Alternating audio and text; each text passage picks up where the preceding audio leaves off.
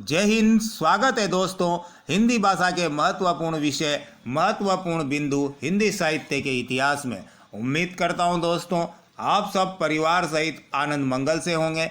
जैसा कि हम सब जानते हैं हिंदी भाषा का जन्म संस्कृत भाषा से हुआ है, लेकिन संस्कृत भाषा से सीधे ही वर्तमान स्वरूप में हिंदी भाषा प्रतिष्ठित नहीं हुई है, बल्कि विकास के क्रम में संस्कृत से पाली, प्राकृत, अपभ्रंश फिर हिंदी भाषा विकसित हुई है। विद्वानों द्वारा हिंदी भाषा की इस विकास यात्रा को अपने द्वारा लिखित ग्रंथों में क्रमबद्ध निर्धारित करने का प्रयास किया है। हिंदी साहित्य के इतिहास की लेखन परंपरा का सूत्रपात किस विद्वान द्वारा माना जाता है? विभिन्न विद्वानों ने हिंदी भाषा के उद्भव की समय सीमा क्या मानी है, उसका आधार क्या है?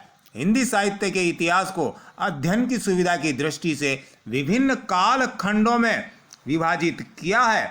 उनका नामकरण, उनकी समय सीमा को अपने इतिहास ग्रंथों में निर्धारित करने की कोशिश की है।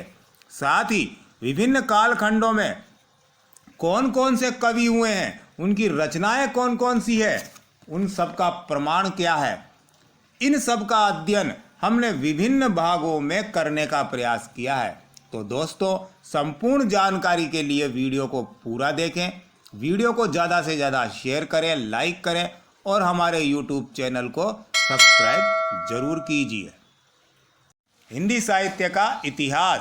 हिंदी साहित्य के काल विभाजन को लेकर विद्वान एक मत नहीं है। दोस्तों विभिन्न विद्वानों द्वारा हिंदी साहित्य के इतिहास ग्रंथों की रचनाएं की गई है, जिसमें वो हिंदी साहित्य के कालों को लेकर, हिंदी साहित्य के उद्भव विकास यानी हिंदी साहित्य के का आविर्भाव, उसका सूत्रपात कब से हुआ, इस सब को लेकर, हिंदी साहित्य के समय सीमा को लेकर के विद्वान एक मत एक राय नहीं है। इन विद्वानों का मानना है कि हिंदी साहित्य का संपूर्ण अध्ययन अलग अलग काल खंडों में निर्धारित हुआ है, उनकी संख्याएं अलग अलग है। सर जॉर्ज गियर्सन ने तो संपूर्ण हिंदी साहित्य के अध्ययन को 11 अध्यायों में निर्धारित किया है। कुछ विद्वान हिंदी साहित्य का उद्भव बौद्धों और सिद्धों के साहित्य से मानते हैं, तो कुछ विद्वान हिंदी साहित्य का उद्भव गोरखनाथ के आविर्भाव के साथ मानते हैं। यानी विभिन्न विद्वानों ने जो अपने द्वारा लिखित इतिहास ग्रंथ है उसमें कालों की संख्याएं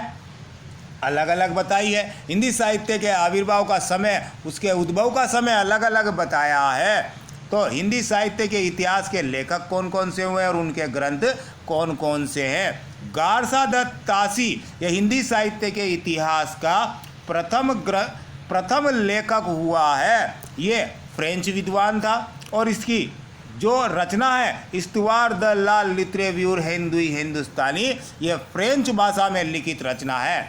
दोस्तों अगर आपसे पूछा जाए एग्जाम में कि हिंदी साहित्य के इतिहास के प्रथम लेखक कौन हुए हैं, तो गारसा दत्त तासी पे टिक लगाकर आना। शिव सिंह सेंगर, इनकी रचना का नाम शिव सिंह सरोज है। सर जॉर्ज गियर्सन, इनकी रचना का नाम द वर्नेक्यूलर लिटरेचर ऑफ हिंदुस्तान है। मिश्र बंधु द्वारा लिखित मिश्र बंधु विनोद, ये 4 भागों में प्रकाशित हुआ है। प्रथम 3 भाग 1913 में और चौथा और अंतिम भाग 1914 में प्रकाशित हुआ है। आचार्य रामचंद्र शुक्ल, इनको हिंदी साहित्य के जो इतिहास के लेखक हुए हैं उनमें सबसे प्रमुख स्थान प्राप्त है और इनके द्वारा लिखित इतिहास ग्रंथ हिंदी साहित्य का इतिहास है। डॉक्टर राम कुमार वर्मा, हिंदी साहित्य का आलोचनात्मक इतिहास, ये इनकी पुस्तक का नाम है। राहुल सांस्कृत्यायन, इनकी रचना का नाम हिंदी काव्य धारा है। इसी प्रकार से डॉक्टर गणपति चंद्र गुप्त, इनकी रचना का नाम हिंदी साहित्य का वैज्ञानिक इतिहास है। ये वो विभिन्न विद्वान हुए हैं जिन्होंने हिंदी साहित्य के इतिहास को लिखने की कोशिश की है। दोस्तों सबसे पहले गारसा दत्त तासी को देखिए। फ्रेंच विद्वान गारसा दत्त तासी को हिंदी साहित्य के इतिहास का प्रथम लेखक माना जाता है। ध्यान रखिएगा, हिंदी साहित्य को लिखने वाला कोई भारतीय हिंदी का विद्वान नहीं था, बल्कि फ्रेंच भाषा का विद्वान गारसा दत्त तासी, ये हिंदी साहित्य को लिखने वाला प्रथम विद्वान माना जाता है, प्रथम लेखक माना जाता है। और इनकी जो ग्रंथ यानी रचना का नाम है इस्तवार द ला लिटरेव्यूर हिंदुई हिंदुस्तानी है। ये दो भागों में प्रकाशित हुई थी। प्रथम भाग का प्रकाशन 1839 ईस्वी में हुआ था और द्वितीय भाग का प्रकाशन 1847 ईस्वी में हुआ था। इन्होंने अपनी इस ग्रंथ में हिंदी और उर्दू के अनेक कवियों का विवरण वर्णानुक्रम से प्रस्तुत किया था। वर्णानुक्रम यानी अल्फाबेट से इन्होंने हिंदी और उर्दू के अनेक कवियों का विवरण दिया। तो इस कारण से, क्योंकि इन्होंने उर्दू के कवियों को भी हिंदी साहित्य के इतिहास में स्थान दिया, ये विश्वसनीय नहीं थे, लेकिन हिंदी परंपरा का सूत्रपात करने वाले, साहित्य लेखन की परंपरा का सूत्रपात करने का श्रेय गारसा दत्तासी को जाता है। शिव सिंह सेंगर, इनके ग्रंथ का नाम शिव सिंह सरोज है और इसका प्रकाशन 1883 ईस्वी में हुआ था। इन्होंने अपने ग्रंथ में 1000 छोटे बड़े कवियों का जीवन चरित्र, उनकी साहित्यिक कृतियों और कविताओं को उदाहरण के द्वारा प्रस्तुत किया था। कवियों का रचना काल और जन्म काल भी इन्होंने अपने इतिहास ग्रंथ शिव सिंह सरोज में देने की कोशिश की है। परवर्ती इतिहासकारों ने इस ग्रंथ में दी सामग्री का उपयोग करते हुए अपने अपने इतिहास ग्रंथों की रचना की है। कहने का तात्पर्य, इनके बाद आने वाले जो इतिहास ग्रंथ है, उन्होंने शिव सिंह सेंगर की रचना शिव सिंह सरोज का उपयोग करके अपने अपने इतिहास ग्रंथों की रचनाएं की है। सर जॉर्ज गियर्सन के द्वारा लिखित ग्रंथ the modern vernacular literature of Hindustan है। इसका प्रकाशन 1888 ईस्वी को हुआ था। पहली बार कवियों और लेखकों को काल क्रम से वर्गीकृत किया गया है। यानी ये सर जॉर्ज गियर्सन पहले विद्वान थे जिन्होंने हिंदी साहित्य के इतिहास को कालों में निर्धारित करने की कोशिश की है। यानी 11 अध्यायों में इन्होंने संपूर्ण हिंदी साहित्य के अध्ययन को विभाजित कर दिया। यानी पहली बार कवियों और लेखकों को काल के हिसाब से विभाजित करने का श्रेय सर जॉर्ज गियर्सन को जाता है। इन्होंने केवल हिंदी कवियों को स्थान दिया। इनकी जो सबसे अच्छी और श्रेष्ठ बात थी कि हिंदी साहित्य के इतिहास लेखन में इन्होंने हिंदी कवियों को ही स्थान दिया। सबसे पहले भक्ति काल को हिंदी साहित्य का स्वर्ण युग बताने वाले जो प्रथम विद्वान लेखक थे वो सर जॉर्ज गियर्सन ही थे। यानी इन्होंने ही हिंदी साहित्य के भक्ति काल को स्वर्ण युग कहा था। सर जॉर्ज गियर्सन का काल विभाजन। सर्वप्रथम जॉर्ज गियर्सन ने हिंदी साहित्य का काल विभाजन किया और उसके अलग अलग नाम रखे। यानी सर जॉर्ज गियर्सन ही प्रथम वो विद्वान थे जिन्होंने हिंदी साहित्य के कालों का विभाजन किया है और उनका अलग अलग नाम रखा है। हिंदी साहित्य को इन्होंने कुल 11 खंडों या कालों में विभाजित किया है। यानी इनके द्वारा लिखित ग्रंथ में कालों की संख्या अत्यधिक थी, 11। 7वीं शताब्दी से यह हिंदी साहित्य का उद्भव मानते हैं। यानी सर जॉर्ज गियर्सन का मानना था कि हिंदी साहित्य का जन्म, उद्भव, विकास, उसका आविर्भाव 7वीं शताब्दी से हुआ है। यानी ये बहुत आगे तक पहुंच गए थे। अपभ्रंश के समय तक मिश्र बंधु द्वारा लिखित ग्रंथ का नाम मिश्र बंधु विनोद है और ये 4 भागों में प्रकाशित हुआ है। प्रथम 3 भाग जो है 1913 में प्रकाशित हुए, चौथा और अंतिम भाग 1914 में प्रकाशित हुआ था। इन्होंने अपने ग्रंथ मिश्र बंधु विनोद में लगभग 5000 कवियों का विवरण दिया है। पहली बार काल विभाजन करने की समुचित प्रयास अगर किसी ने किया है तो वो मिश्र बंधु है। इन्होंने अपने ग्रंथ मिश्र बंधु विनोद में काल विभाजन को लेकर एक दृष्टिकोण का समुचित प्रयास किया है। रीतिकाल के कवियों के परिचय लिखने में खुद आचार्य रामचंद्र शुक्ल ने इसी ग्रंथ से विवरण यानी इस ग्रंथ का सहयोग लिया है। मिश्र बंधुओं का काल विभाजन देख लीजिए दोस्तों। मिश्र बंधु विनोद नामक ग्रंथ में हिंदी साहित्य के काल विभाजन में बड़ी सूझबूझ का परिचय दिया गया है। इन्होंने हिंदी साहित्य के संपूर्ण अध्ययन को 5 खंडों या कालों में विभाजित किया है और सर जॉर्ज गियर्सन की जो कमियां थी उसको दूर करने की कोशिश की है। तो मिस्र बंधुओं द्वारा कालों का नाम क्या क्या दिया गया, उसका विभाजन किस प्रकार से किया गया। पहला जो काल था उसका नाम आरंभिक काल था। इसको इन्होंने दो भागों में विभाजित किया, पहला पूर्व आरंभिक काल और दूसरा उत्तर आरंभिक काल। पूर्व आरंभिक काल की समय सीमा इन्होंने 700 विक्रम संवत से 1343 विक्रम संवत तक माना है।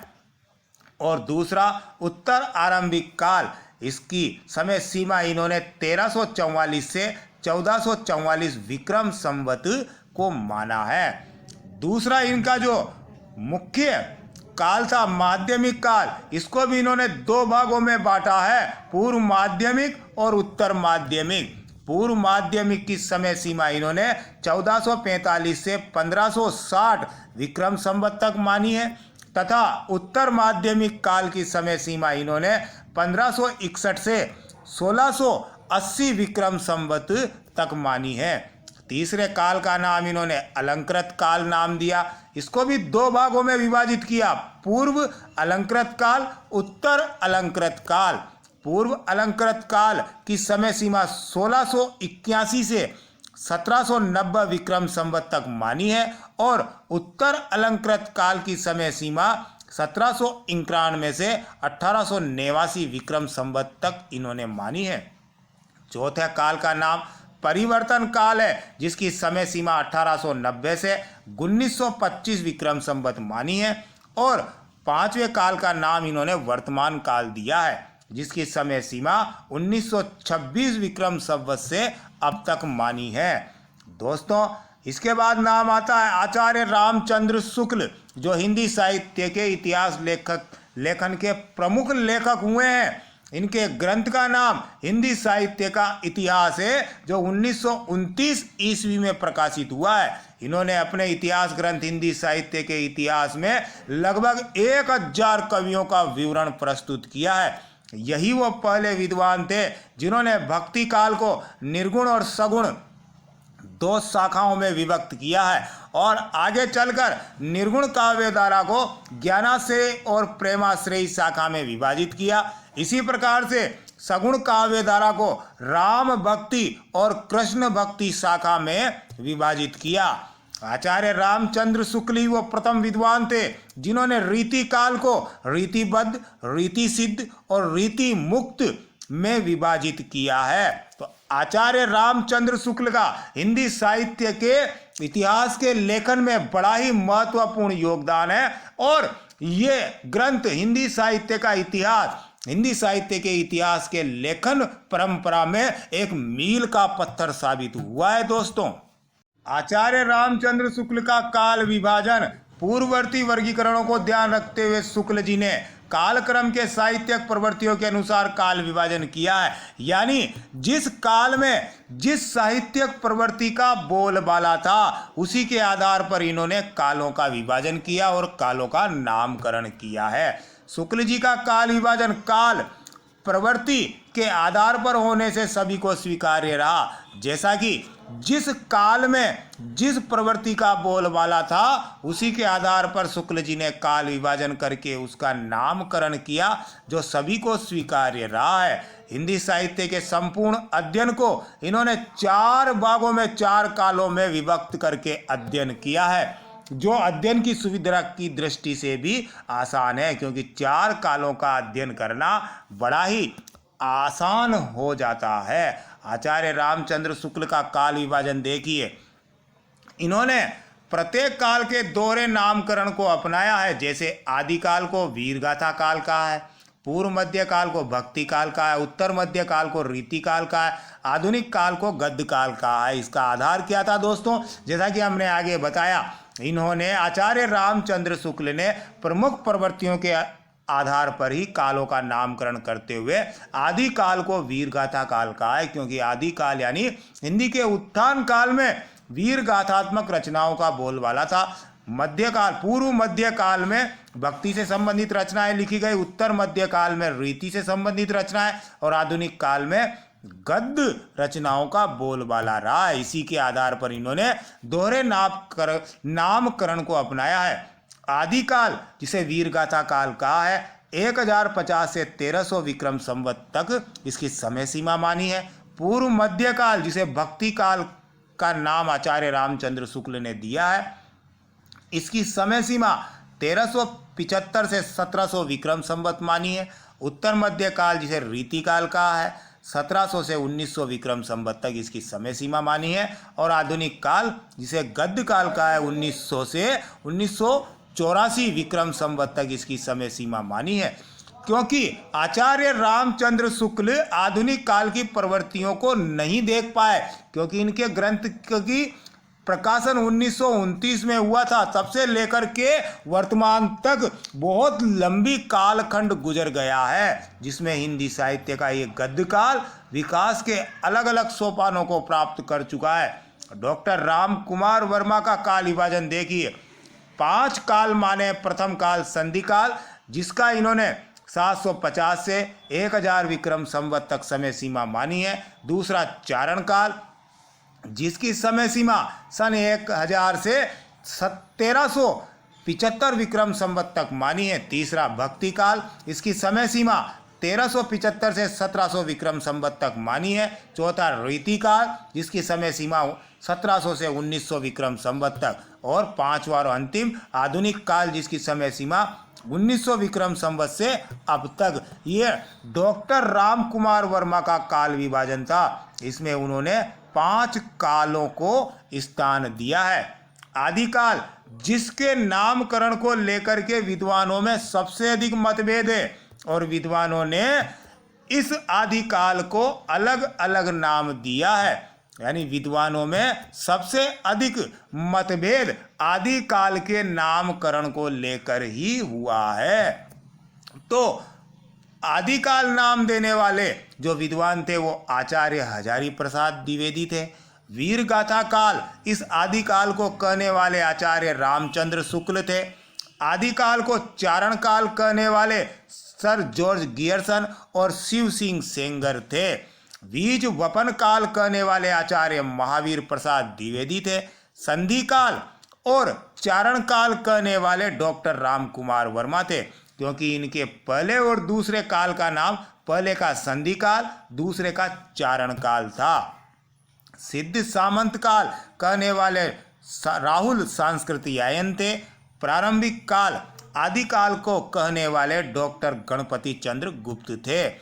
आदिकाल का नामकरण अपभ्रंश काल करने वाले धीरेन्द्र वर्मा थे। और इस आदिकाल को आरंभिक काल कहने वाले मिश्र बंधु थे, जिन्होंने अपनी रचना मिश्र बंधु विनोद में आदिकाल को नाम दिया था आरंभिक काल। तो दोस्तों, हिंदी का प्रथम कवि कौन हुआ है? विद्वानों की अलग अलग राय है। राहुल सांस्कृतियायन ने 7वीं शताब्दी का जो कवि हुआ है सरहप्पा, इसको हिंदी साहित्य का प्रथम कवि माना है। यह सरहप्पा 84 सिद्धों में से एक थे। जो सिद्ध हुए हैं, उन 84 सिद्धों में से ये एक सरहप्पा को राहुल सांस्कृतियायन ने हिंदी का प्रथम कवि माना है। और इसकी समय अवधि 7वीं शताब्दी थी। डॉक्टर गणपति चंद्र गुप्त ने शालिभद्र सूरी को हिंदी का प्रथम कवि माना है। और इनके द्वारा जो लिखित रचना है भरतेश्वर बाहुबली राज, इसको वे हिंदी की प्रथम रचना मानते हैं। इस रचना का जो प्रकाशन है 1184 ईस्वी में हुआ था। यानी ये रचना 1184 ईस्वी में लिखित मानी जाती है। हिंदी साहित्य का काल विभाजन विभिन्न विद्वानों ने अपने अपने दृष्टिकोण से अपने लिखित इतिहास ग्रंथों में हिंदी साहित्य के संपूर्ण इतिहास और उसके काल विभाजन की कोशिश की है। तो दोस्तों, इस संपूर्ण अध्ययन के आधार पर हिंदी साहित्य को अध्ययन की सुविधा के लिए निम्नलिखित कालों और युगों में विभाजित करके समझा जा सकता है। हिंदी साहित्य के प्रथम काल को आदिकाल नाम दिया गया है, जिसके समय अवधि सन 1000 से 1375 ईस्वी माना गया है। मध्यकाल, जिसको 2 भागों में विभाजित किया है। प्रथम पूर्व मध्यकाल, जिसे भक्ति काल कहा है। द्वितीय, जिसे उत्तर मध्यकाल या रीति काल कहा है। तो मध्यकाल की संपूर्ण समय अवधि 1375 से 1850 ईस्वी तक मानी गई है, जिसमें पूर्व मध्यकाल या भक्ति काल की समय सीमा 1375 से 1700 ईस्वी तक माना गया है। उत्तर मध्यकाल, जिसे रीति काल कहा गया है, इसकी समय सीमा सन 1700 से 1850 ईस्वी तक मानी गई है और आधुनिक काल, जिसकी समय सीमा 1850 से वर्तमान यानी अब तक स्वीकार की गई है। हिंदी साहित्य के इस संपूर्ण काल विभाजन को चार्ट के द्वारा समझने की कोशिश कीजिए दोस्तों। हिंदी साहित्य का काल विभाजन, जिसे 4 भागों में विभाजित किया है, पहला, दूसरा, तीसरा और चौथा। प्रथम, जिसे आदिकाल या वीरगाथा काल कहते हैं, जिसकी समय अवधि सन 1000 से 1375 ईस्वी तक है। दूसरा काल, जिसे भक्ति काल या पूर्व मध्य काल भी कहते हैं, इसकी समय अवधि 1375 से 1700 ईस्वी तक है। और तीसरा, जिसे रीति काल या उत्तर मध्य काल कहते हैं, इसकी समय अवधि 1700 से 1850 ईस्वी तक मानी गई है। चौथा काल, जिसे आधुनिक काल या गद्य काल कहते हैं, इसकी समय अवधि सन 1850 ईस्वी से वर्तमान तक मानी गई है। भक्ति काल, जिसे 2 भागों में विभाजित किया गया है, पहला भाग निर्गुण शाखा और दूसरा भाग सगुण शाखा। इस निर्गुण शाखा को पुनः 2 भागों में विभाजित किया है, पहला प्रेमाश्रय काव्य धारा और दूसरा ज्ञानाश्रय काव्य धारा। इसी प्रकार से सगुण काव्य धारा को 2 भागों में विभाजित किया गया है, पहला राम भक्ति काव्य धारा और दूसरा कृष्ण भक्ति काव्य धारा। कहने का तात्पर्य, भक्ति काल जो हिंदी साहित्य का स्वर्ण युग माना जाता है, इसको 2 भागों में विभाजित किया है, निर्गुण और सगुण। निर्गुण को पुनः 2 भागों में प्रेमाश्रय और ज्ञानाश्रय काव्य धारा में, इसी प्रकार से सगुण को भी पुनः 2 भागों में राम भक्ति काव्य धारा और कृष्ण भक्ति काव्य धारा में विभाजित किया है। रीति काल को रीतिबद्ध, रीति मुक्त और रीति सिद्ध, इन 3 भागों में विभाजित किया है। यानी रीति के आधार पर रीति से संबंधित विद्वानों द्वारा रीति निरूपण, काव्यांग निरूपण और रीति ग्रंथ, लक्षण ग्रंथ लिखने के आधार पर इस रीति काल को 3 भागों में बांटा, रीतिबद्ध, रीति मुक्त और रीति सिद्ध। वीडियो कैसी लगी कमेंट में जरूर बताएं। वीडियो को ज़्यादा से ज़्यादा शेयर करें, लाइक करें और हमारे यूट्यूब चैनल हिंदी अकेडमी को सब्सक्राइब जरूर कीजिए दोस्तों, ताकि हम आपके लिए यूं ही अच्छी अच्छी वीडियो लेकर आते रहें। बेल आइकन को प्रेस कीजिए ताकि हमारी आने वाली वीडियो आपको मिलती रहे। जय हिंद, वंदे मातरम।